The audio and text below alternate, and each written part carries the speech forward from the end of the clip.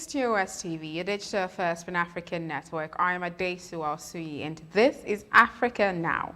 Opposition leader Ousmane Sonko was released on bail from detention on Monday, but also charged with rape while protesters hurled rocks at riot police in the capital, Dakar.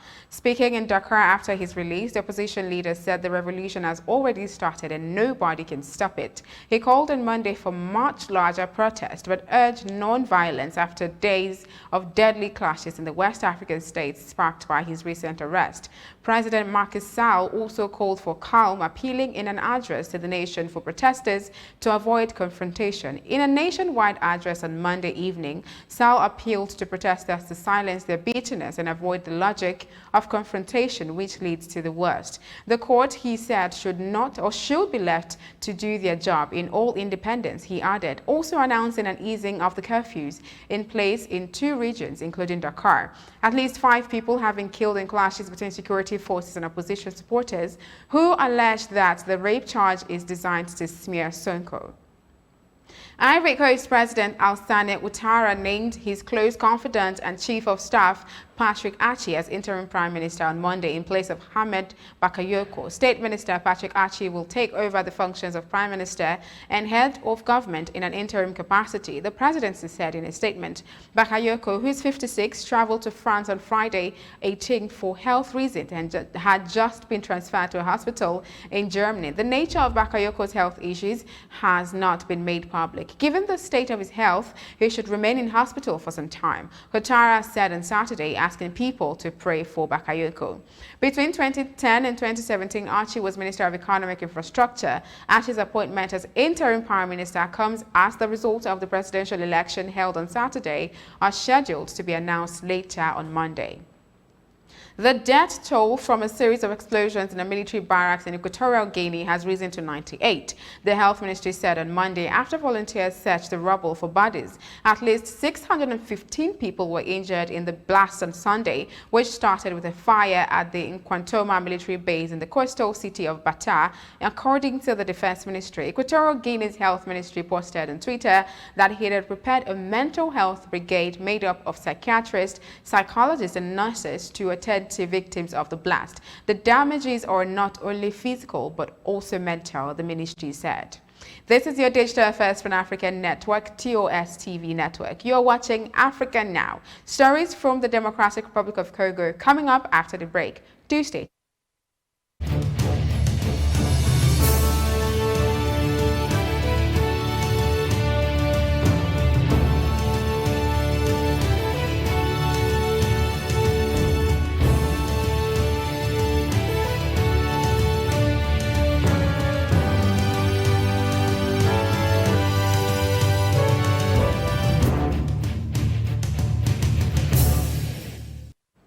Welcome back. The United States has reversed a decision to temporarily ease sanctions on Israeli billionaire Dan Gutler, who is accused of corruption over mining deals in the Democratic Republic of Congo.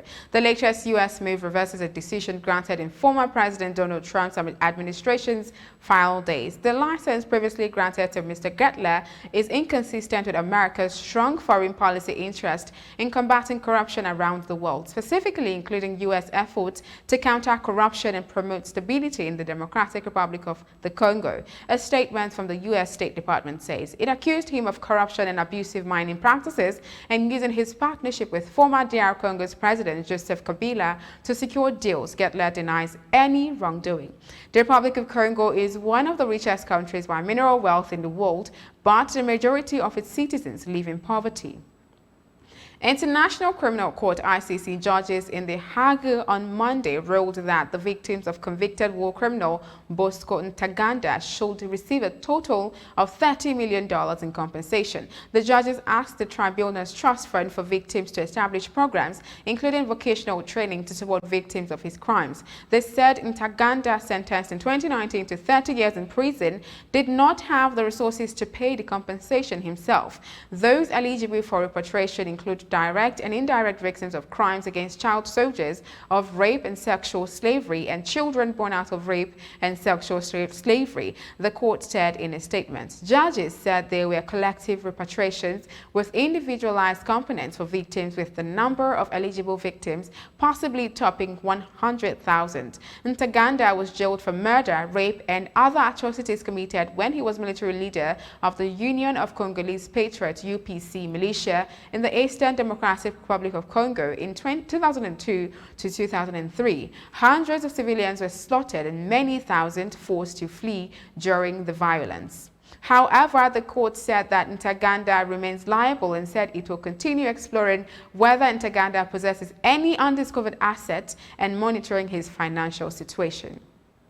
And to South Africa, over 153,000 asylum seekers who have been waiting for many years for a decision on their application for asylum will have their cases heard and decided, which is as a result of a new agreement signed on Monday by UNHCR, the UN Refugee Agency, and Department of Home Affairs. The agreement set in motion a project to eliminate delays and the backlog of asylum decisions in a bid to revamp the refugee management system by 2024. Speaking at the signing ceremony of the partnership with the United Nations High Commission of Refugees to eliminate a backlog in the asylum seeker system in Johannesburg earlier today, Home Affairs Minister Dr. Aaron Motsoaledi said things changed for the worse in 2008 when the number of applications shot up nearly fourfold to 207,206. Another 223,324 applications were received in 2009.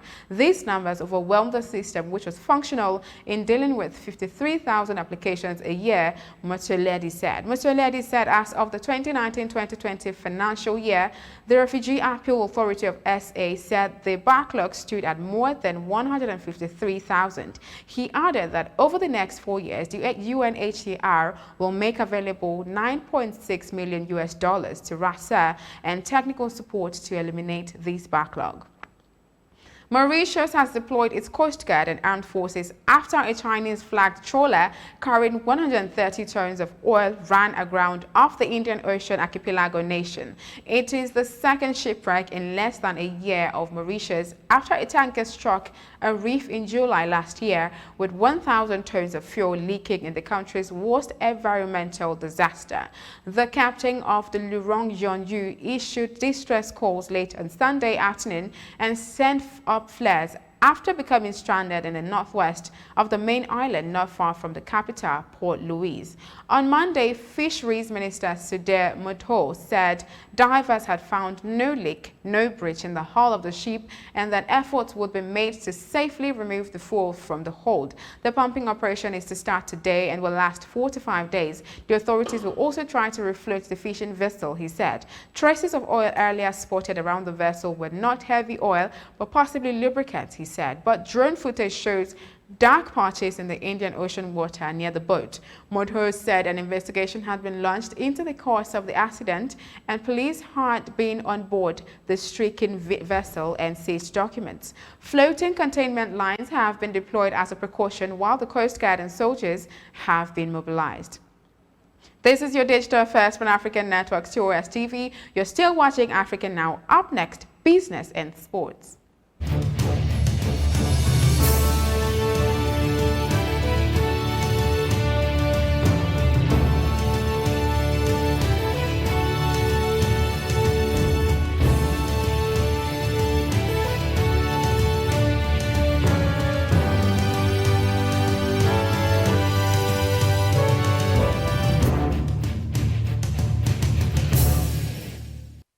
Thank you for staying tuned. In business, the International Monetary Fund (IMF) Managing Director approved on Monday the first review of Sudan's Staff Monitored Program (SMP), but called for reform of a customs exchange rate and more transparency over state-owned enterprises. An IMF statement said, citing a recent devaluation of the currency and removal of fuel subsidies, it said that the Sudanese authorities have made tangible progress toward establishing a strong track record of policy and reform implementation, a key requirement for eventual debt relief. The IMF warned that the economic situation remained extremely fragile in Sudan, where a deep economic crisis has been inflation, of up to 300% and shortages of basic goods. The statement suggested authorities should implement the reform of the customs exchange rate in a timely fashion to lift revenue and competitiveness and avoid a return to distortionary policy measures.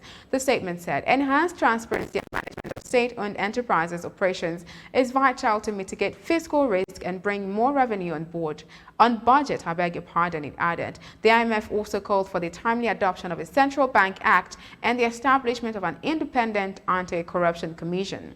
And in sports, the CAF Emergency Committee met on Monday in Rabat, Morocco to decide on the holding of the 2021 Under-17 Total Africa Cup of Nations. The committee was made aware of the constraints faced by some of the participating members association as well as the host country, including the fact that the coronavirus pandemic continues to present significant challenges for the organization of international sporting events. Taking into account the cancellation by FIFA of the Under-17 World Cup, for which the Under-17 CAN was no longer qualifying. The committee further noted the resurgence of the COVID-19 pandemic, increased restrictions on international travel, and uncertainty about the evolution of the situation. For all these reasons, the committee decided to cancel the 2021 edition of the Total Under-17 Africa Cup of Nations.